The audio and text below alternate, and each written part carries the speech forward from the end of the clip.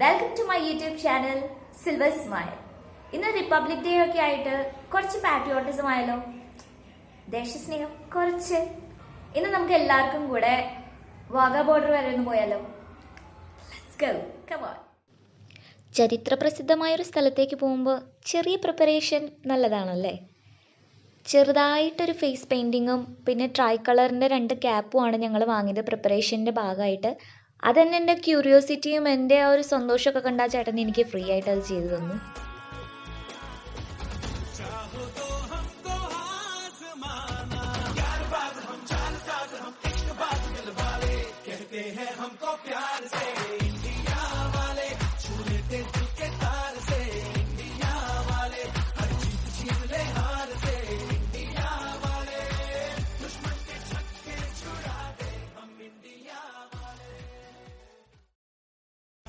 ഇവിടെ ശരിക്കും എന്താ നടക്കണേന്ന് അറിയാനുള്ള ക്യൂരിയോസിറ്റിയിൽ നമ്മളെപ്പോലെ ഒരുപാട് ഫോറിനേഴ്സ് ഇവിടെ എത്തുന്നുണ്ട്.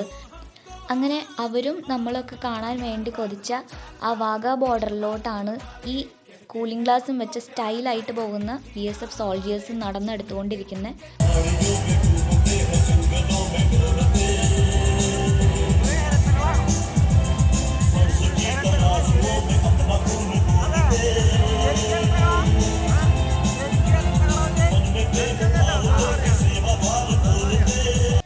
ഈ ഒരു പ്രോഗ്രാം കാണാൻ വന്നവരിൽ ആർക്ക് വേണമെങ്കിലും അവർ പ്ലേ ചെയ്യുന്ന പാട്രിയോട്ടിക് സോങ്ങിന് മാച്ചായിട്ട് ഡാൻസ് ചെയ്യാനൊക്കെ ഉള്ള ഒരു ചാൻസ് അവർ തന്നിട്ടുണ്ടായിരുന്നു. അങ്ങനെ പോയ ചേച്ചിമാരും കുട്ടികളൊക്കെയാണ് ഈ കയറി വരുന്നത്. അവർ ഒരുപാട് ഭയങ്കര എനർജിയിലൊക്കെ ഡാൻസ് കളിച്ച് ക്ഷീണിച്ചിട്ടാണ് ഈ കയറി വരുന്നത്. അവർ കയറി പോകുമ്പോഴേക്കും നമ്മുടെ ഫസ്റ്റ് പ്രോഗ്രാം, ഇത് സ്പെഷ്യലായിട്ട് ഞങ്ങൾ പോയ അന്നത്തെ പ്രോഗ്രാമായിരുന്നു. ബോൾസ് എന്ന് പറഞ്ഞ ലേഡീസ് സോൾജിയേഴ്സ്.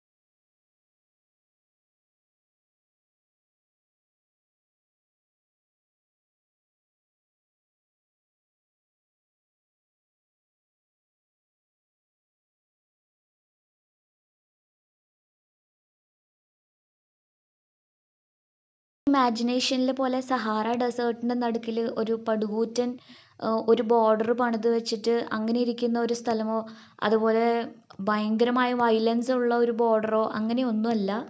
ഒരു സ്ഥലത്ത് ഇന്ത്യയുടെ സ്റ്റേഡിയം, അതിൻ്റെ മറുവശത്ത് പാകിസ്ഥാൻ്റെ സ്റ്റേഡിയം, അതിൻ്റെ നടുവിലായിട്ട് ഒരു ഗേറ്റ്. അതാണ് ഈ Wagah border, Atari Wagah border എന്ന് പറയുന്ന സംഭവം.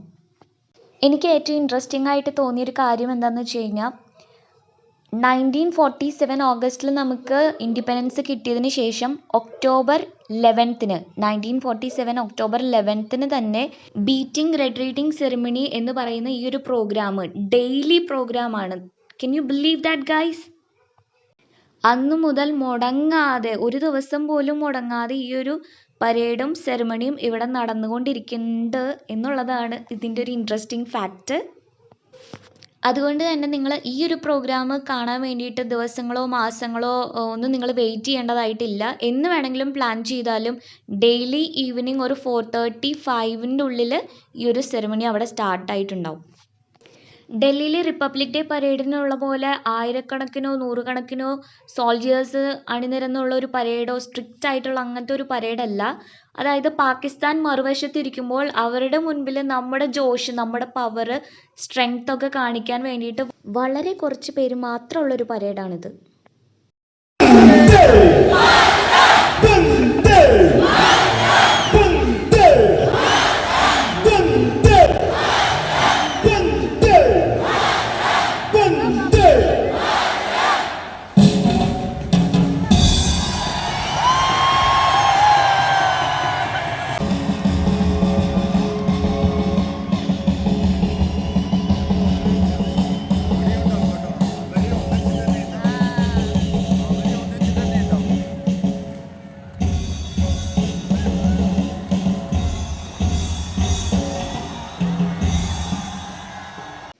ഒരു ഗേറ്റിൻ്റെ രണ്ട് വശങ്ങളിലായി രണ്ട് രാജ്യങ്ങളിലുള്ളവർ, ഇന്ത്യയും പാകിസ്ഥാനും.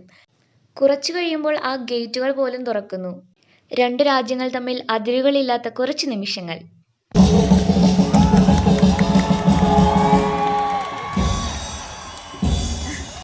മീശ പിരിച്ചും മസിൽ കാണിച്ചും തറയിൽ ഉറക്കെ ചവിട്ടിയുമൊക്കെ വളരെ രസകരമായ ചില എക്സ്പ്രഷനൊക്കെ ചെയ്തിട്ട് അവരവരുടെ ദേശസ്നേഹം കാണിക്കുന്നുണ്ട്. നമ്മൾ മാത്രമല്ല, നിങ്ങൾക്ക് നോക്കിയാൽ കാണാം ഓപ്പോസിറ്റ് നിന്ന് പാകിസ്ഥാൻ്റെ ആർമിക്കാരും അതേ സെയിം എക്സ്പ്രഷൻസും കാണിക്കുന്നുണ്ട്.